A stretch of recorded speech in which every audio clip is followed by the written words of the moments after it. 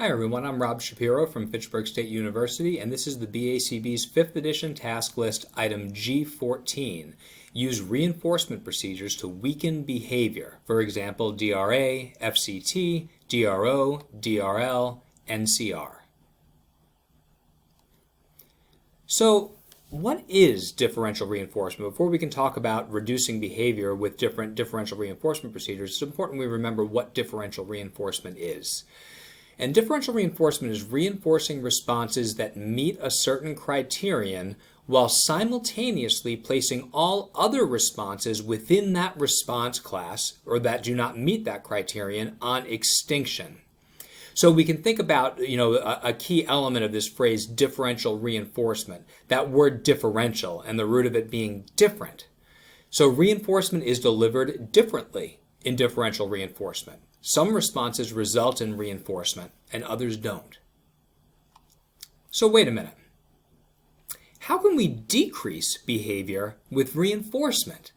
Doesn't reinforcement result in an increase in future frequency of behavior? I mean, that's how we define reinforcement after all, isn't it? It's an increase in future frequency. So this is true, but that's where the differential part of differential reinforcement comes in. So we are increasing the future frequency of some behaviors, desired behaviors, but we're also placing other behaviors, the non-desired behaviors, on extinction. Differential reinforcement procedures provide an alternative to punishment procedures or simple extinction procedures that are less aversive, less likely to result in extreme behavior, and more likely to be viewed positively by others. So the first of our differential reinforcement procedures for reducing behavior is the DRA, which is differential reinforcement of alternative behavior. And in this case, reinforcement is provided for a behavior that serves as a functional alternative. It serves the same purpose, but the behavior is more desirable, as an undesirable response, while reinforcement is withheld for the undesirable response. So basically we need to know the function of the behavior. Why is the person engaging in the behavior? What's the purpose?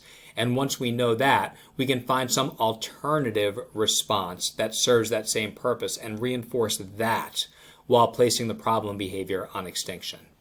So for example, if we have a student that has a history of swearing when work is presented, and this has resulted in the removal of work, so we can make an assumption that that behavior is maintained by escape. The function of that behavior is escape from work.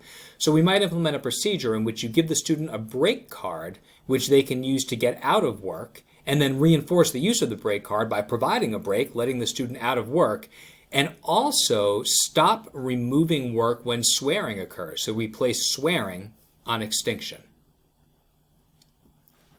Some guidelines for using DRA effectively is we want to make sure that we select an alternative behavior that is already in the learner's repertoire. It's going to make it a lot easier. If the response that we select isn't already in the learner's repertoire, we're going to have to teach the response first and then be able to provide reinforcement when it occurs.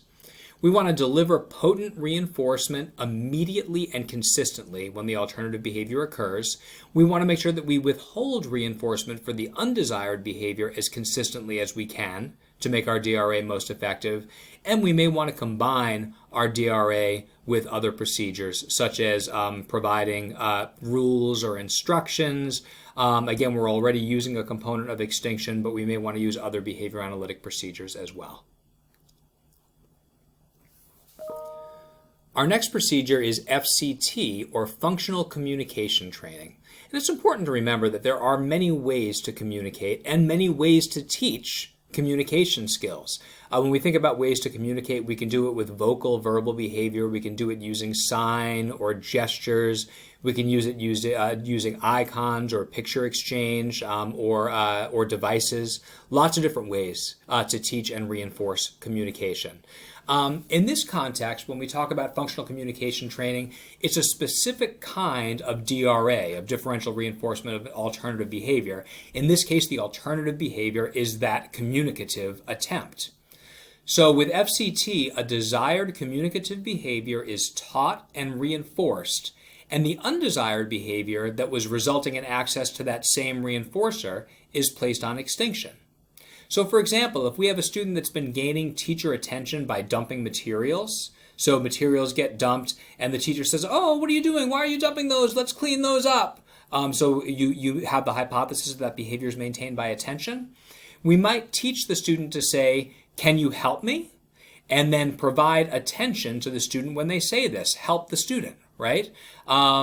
We may also, we also would want to stop attending when the student dumps material. So we're placing dumping materials on attention extinction. So again, reinforcing the alternative response of the communicative behavior of can you help me, and placing dumping materials on extinction. Our third procedure is differential reinforcement of other behavior, sometimes abbreviated DRO. And in a DRO, reinforcement is delivered following a set period of time in which the individual did not engage in the problem behavior. So in this case, other refers to any other behavior. The individual can literally engage in anything except the problem behavior during that time. So if we contrast this with a DRA, with a DRA, there's a specific behavior that we're looking for, and we're reinforcing that behavior when it occurs. With a DRO, there's not a specific behavior that we're looking for. What we're looking for is a period of time that elapses engaging in anything other than the problem behavior. As long as the problem behavior hasn't occurred, we provide reinforcement at the conclusion of the interval. So DROs can be fixed, the amount of time of the interval always stays the same, or it can be variable, where the amount of time changes. Additionally, DROs can be interval, where the behavior must be absent for the entire interval, or they can be momentary, so the behavior just has to be absent at the moment the interval ends. And so if we think about this, there's an important distinction to be made here. If we think about interval DROs, the behavior can't occur at any point during the entire interval. In this case, there's less of a premium on whether the interval is fixed or variable, because regardless, if it's 5 minutes and it's always 5 minutes, the individual can engage in that response for the full 5 minutes. Doesn't matter if the next time it's 4 minutes, 6 minutes, whatever the case may be, right? However, if we're using a momentary DRO and we have a fixed interval of 5 minutes, we could find ourselves in a situation where the learner is able to discriminate when the interval is about to end and just stop engaging in the target behavior at that moment that the interval is ending, right? So it may be worthwhile, if we're using a momentary DRO, to have a variable interval. That way it becomes more difficult for the learner to discriminate when the interval is going to end and modify their behavior just at the moment when the interval is about to end. So as an example of a DRO, we might have a situation where we have a student who engages in chair tipping. They lean back in their chair. And based on data, they do this about once every 90 seconds. And let's say that this behavior is problematic because we're concerned that the student's going to potentially end up getting hurt. Sometimes they might fall over backwards out of their chair. It's just, it's problematic, and so we want to decrease that behavior. And it happens about once every 90 seconds. So what we could do is we could set an interval for 1 minute and watch the student the entire minute. If they go the entire 60 seconds without chair tipping, we would deliver reinforcement at the end of the 60-second interval. This would be a fixed interval DRO. Or we could set our interval for 1 minute, and at the moment the interval ends, we look at the student, and if they're not chair tipping at that moment, we deliver reinforcement. This would be a fixed momentary DRO. Now you can see, as we talked about in the previous slide, if we're using this kind of a procedure, the student may be able to discriminate and sort of lean back in their chair for 45 seconds and they'll be like, oh, I better get my chair down now because the interval's about to end so I can contact reinforcement, and then go right back to chair tipping, right? So that would be a consideration if we're thinking about using a momentary DRO. But you can also see how with the fixed interval DRO, we have to be observing the student for the entire time. Whereas with the momentary DRO, we just have to be watching the student at the moment the interval ends. So it can be a little bit more efficient and a little less resource intensive. So some guidelines for using a DRO. First of all, we want to set intervals that ensure frequent reinforcement. We want it to be equal to or slightly less than the current average inter-response time. So going back to our previous slide, we said that student was engaging in chair tipping about once every 90 seconds. So the IRT, the inter-response time, was 90 seconds. And we set our interval for 60 seconds. So it was slightly less than the current average inter-response time, which is going to set up that student to be able to frequently contact reinforcement, which is really going to help our procedure take root and gain traction.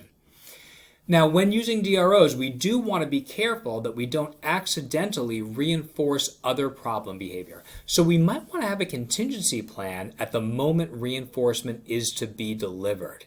So if we go back to our student with the chair tipping, right? Let's say that they haven't engaged in chair tipping for the entire minute, but right before reinforcement is to be delivered, let's say that they swear. We might not want to deliver reinforcement immediately following the swearing because we know that reinforcement is really, it's largely about timing, right? And we don't want to accidentally reinforce swearing by delivering reinforcement right after swearing has occurred. So we might want to have a game plan for inserting a period of time after the interval is ended if the person's engaging in other problem behavior before we deliver reinforcement. And then as we progress with our DRO and we see some early results, we want to gradually increase the DRO interval, and we can also expand when and where it's used to get results over a broader period of time or in different environments. And we want to make sure that we combine our DRO with other acquisition-based procedures. This is really important for the DRO because, again, opposed to a DRA where we're reinforcing a specific behavior that is desired and functional, with the DRO, there's no specific other behavior that we're reinforcing. Okay, we're just we're looking for a period of time without the target behavior being engaged in. So it's important that we think about, from a fair pair perspective, we think about, what skill are we going to build to go along with the fact that we're trying to decrease some specific behavior. The next procedure is differential reinforcement of low rates of responding, sometimes referred to as a DRL. And with the DRL, reinforcement is delivered following either each occurrence of the behavior that is separated from the previous response by at least a minimum set amount of time, which would be a spaced responding DRL, or contingent on the number of responses occurring during a set period of time not exceeding a predetermined level, which would be a full session or interval DRL. And DRLs in general are useful for behaviors that should or can remain in a learner's repertoire, but need to happen less than they are currently. And what we'll see is that, while both of these procedures, spaced responding and full session or interval DRL, are designed to reduce behaviors that it's okay if they continue to occur to some degree, we're going to find that one is better for ones that it's fine if they happen a little bit, but we're okay with them going away completely, versus ones that we want to occur, but we just want them to occur less than they currently are. So when we think about a full session DRL, this is when reinforcement is provided when responding during an entire session is equal to or below some set criterion. And that criterion is gradually lowered until responding is occurring at sufficiently low levels. So let's say that we've got someone who's engaging in, let's even say knuckle cracking. Okay, so knuckle cracking is a behavior that lots of people do to some degree, and at some degree it's not necessarily super problematic. But let's say you've got someone that is doing it constantly, that every couple of seconds they're cracking their knuckles, and it's distracting for other people. It's disconcerting or upsetting for other people when it's happening to that degree. So we want to lower it. Now, knuckle cracking is not a behavior that we would say we want to make sure it keeps occurring to some degree. It would be fine if the person completely stopped knuckle cracking, but it's also okay if it happens a very little bit. So we might set a criterion that's a little bit lower than what the person's currently doing, and when the entire session ends, we take a look at our data, see how many times they've cracked their knuckles, and if it's at or below our criterion, we provide reinforcement. Okay? So it could happen 0 times, and we'd still provide reinforcement. And then gradually over time, we lower that criterion until we get responding to a level that's sufficiently low. Now we can contrast a full session DRL with an interval DRL, which is where that full session is divided into smaller intervals, and reinforcement is provided during any interval in which responding is at or below a set criterion. And that criterion is gradually lowered, or the interval can gradually be increased until responding is occurring at sufficiently low levels. Okay, so let's say, going back to our knuckle cracking example, let's say that our full session is running for an hour. We might, we in theory could say, well, we're going to start off with the person needs to crack their knuckles 30 times or less in the full hour. That would be a full session DRL that we then look to gradually decrease. If we wanted to look at that as an interval DRL, we could break our full session down into 4 15-minute intervals. And if we said it was happening 30 times, we're setting our initial criterion at 30 times in the full hour. If we're breaking that down into these 15-minute intervals, we might say it has to happen 7 times or less, which would be 28 times in an hour, right? But it's 7 times in any one interval. So basically, we would take data, and then at the end of 15 minutes, if knuckles were cracked 7 times or less, we'd provide reinforcement. We'd then reset, do it for the next 15 minutes, then the next, and then the next. So the differentiation here is how we might go about raising the bar as far as what kind of behavioral criterion we're looking to set.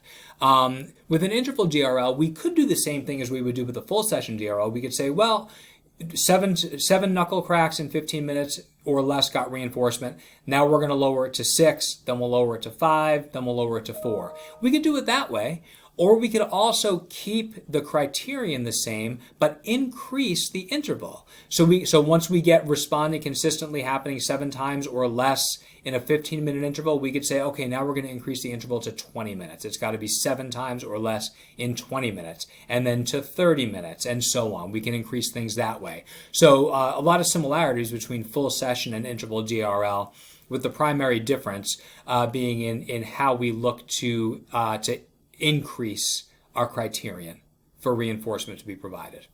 Now, this is contrasted with a spaced responding DRL, where reinforcement is provided contingent on any response that is separated from a previous response by a specified amount of time. So this is all about inter-response time. And the inter-response time can be gradually increased over time until responding is occurring at sufficiently low levels. So if we think about this, we're providing reinforcement immediately following a response, as long as that response has been separated from the previous one by enough time. Okay, so this is really going to be more appropriate for a behavior that not only is it okay if it persists as long as it's to a lesser degree, but actually for behavior that we want to persist, behavior that's functional or adaptive. It's just happening too much right now for it to work out well. So let's say, for example, that we've got a student in a classroom that the hand is going up nonstop, is always raising the hand to answer questions, which is fine, right? You want students to raise their hand, you want them to be engaged with the material, and you want them to be asking questions. But if it's literally going up every few seconds or every minute, it can be problematic. It could be distracting. It could actually, in theory, depending on the age of the students, it could open that student up to some kind of social censure, right? It could make them stand out amongst their peers and maybe be treated poorly or made fun of by peers, right? So we might say, okay, raising hand is good. We want our student to keep raising their hand to some degree. We want them to be engaged. We just need it to happen not every minute. We need it to happen a little bit less. So we might start off by saying, okay, here's what we're going to do. We're going, if a student raises their hand, we're going to call on that student as long as it's been 90 seconds since the last time they raised their hand, right? And if it hasn't been 90 seconds, we reset the clock and we wait. And then once they're consistently waiting 90 seconds in between raising hands, then maybe we go to 2 minutes, then maybe we go to 3, then maybe we go to 5, until we get to a point where it's been determined that that is an appropriate amount of whatever the behavior is to be engaged in. So again, just to recap, our full session and interval DRLs are strategies that we're going to use when it's okay if the behavior keeps occurring, but it's also fine if we eliminate it completely. Whereas spaced responding DRL is going to be used more for responses that we want to keep occurring. They're good, adaptive responses. We just need them to be happening a little bit less than how they're happening right now. Again, guidelines for using DRLs, as we just talked about, choosing the most appropriate DRL procedure. Because spaced responding provides that reinforcement for the behavior's occurrence. We may want to use that for behavior we want to see, but we need to see less. Whereas full session and interval, which don't require the response to occur at all, may be preferred for behavior that is acceptable if it occurs, but it also would be fine if it doesn't occur at all. And then it's important to recognize the limitations of a DRL procedure. First of all, it wouldn't be our first choice for quickly reducing behavior because it's a gradual process. We're looking to slowly reduce behavior to acceptable levels. So if we needed to quickly reduce some behavior, we wouldn't be using a DRL. And it requires continuous monitoring. Whichever procedure we're using, it's going to require us to be watching the learner, taking data on the learner, whether it's counting the overall number of responses in a set period of time or keeping track of inter-response time. We have to have that continuous monitoring, which can be effortful and require a large amount of resources. We also want to use baseline data to guide our response or IRT limits.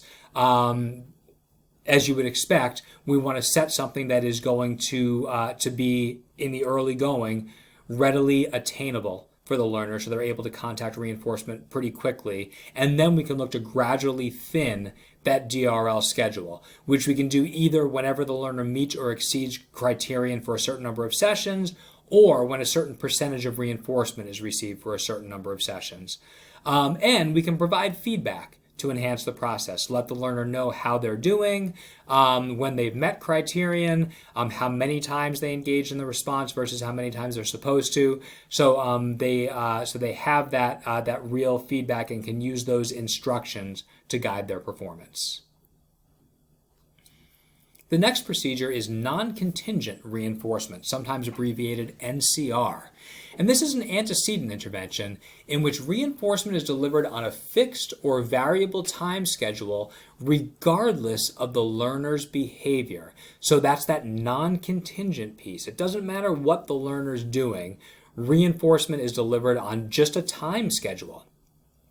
And what NCR does is it decreases the motivation to engage in problem behavior because reinforcement is being contacted more frequently. So if we know the function that a given problem behavior is serving for someone, and we can basically flood the environment with whatever that reinforcer is, all of a sudden there should be less motivation to engage in that problem behavior in the first place.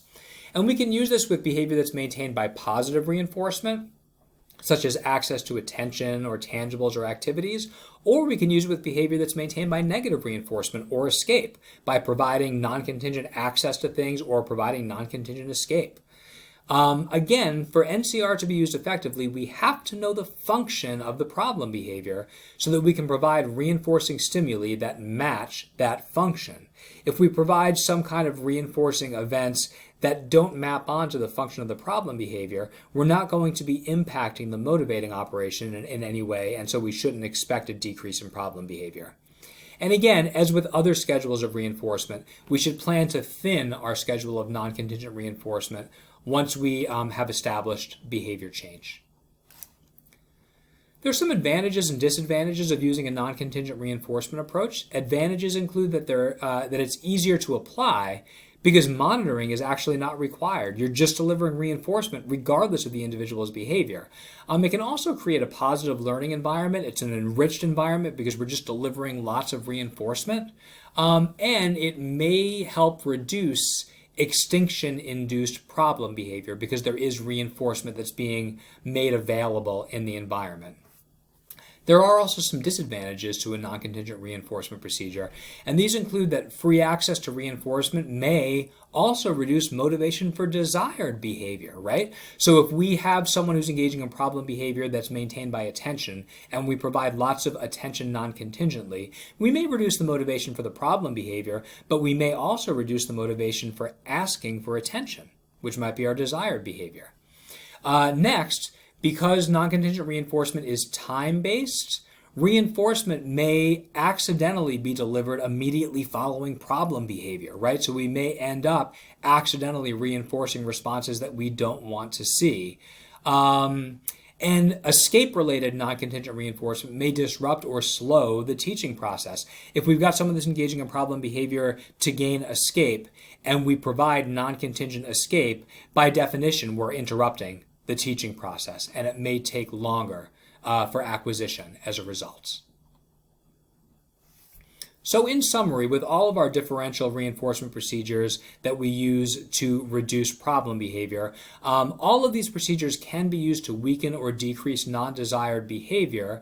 And as reinforcement-based procedures, they're less likely to result in some of the undesired side effects of other behavior reductive procedures like extinction or like punishment.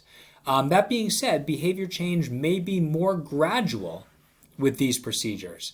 Especially with a procedure like punishment, we tend to see a really rapid reduction in problem behavior. So these differential reinforcement-based procedures are less restrictive but tend to result in more gradual behavior change. And very often we use these procedures in conjunction with other procedures, such as teaching replacement skills, using rules or instructions, using prompts, or other strategies that are designed to aid in reducing problem behavior.